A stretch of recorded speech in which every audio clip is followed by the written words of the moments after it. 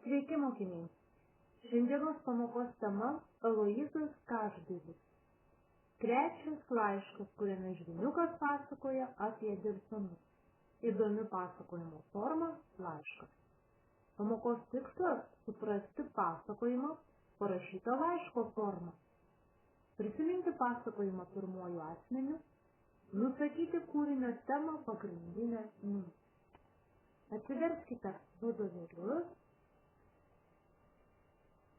Laišką pradėsiu skaityti aš, o tęsite garsiai skaityti jūs. Aloyzas Každalis. Trečiasis laiškas, kuriame Žviniukas pasakoja apie delfinus. Karibų jūra, traleris, bangų žirgas. Sveikas, Mariuk, mudu su tavo tėčiu likome ant žemės. Virš mūsų galvų, ant viršutinio tiltelio, brakštelėjo jungiamas garsiakalbis. Antrasis šturmanas spūstelėjo mikrofoną ir paskelbė: Dėmesio, aliarmas, visiems į viršų, žmogus už borto, žmogus už borto. Pasakojimą garsiai skaitykite jūs toliau.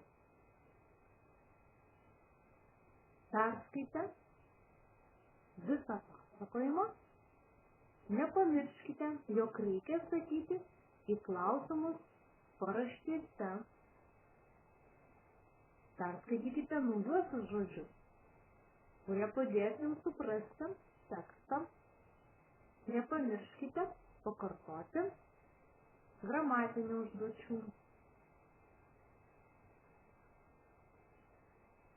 Laiškų vaikai būna įvairių. Šį kartą jūrininko sūnui laišką rašė Žviniukas. Žviniukas tai yra Aloyzo Každalio knygos veikėjas. Apie ką jis rašo? Pabandykite atsakyti, kokia būtų laiško tema ir pagrindinė mintis. Autorius ne tik pasakoja patį įvykį, bet ir nusako, kaip tuo metu jautėsi Žviniukas jūrininkas. Raskite tekste žodžius, kuriais išreiškiami įvykio dalyvių jausmai ir būsena. Tekste yra pažymėto kūrinio dalių. Štai šonas. Dar kartą juos pažymėtos dalis perskaitykite ir pabandykite smulkiai atpasakoti. Kaip jums atrodo, ar gali delfinai šypsotis? Pamėginkite papasakoti įvykį nutikusi jūroje išgelbėto delfino vardu. Vartokite pirmo asmens veiksmažodį. Jeigu jūs būtumėte delfinas, ir įvykį pasakokite delfino vardu. Kaip manote, kodėl tekste tiek daug įvairiausių skyrybos ženklų, klaustukų, šauktukų, brūkšnių? Ką jie duoda? Nurašykite po vieną sakinį su šiais ženklais ir rašymo sąskyrą.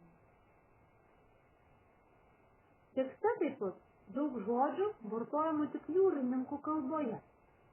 Išrašykite juos. O jeigu reikšmės neradote vadovėlio paraštėje, pasižiūrėkite žodyne, ką jie reiškia. Taigi, sėkmės atliekant užduotis.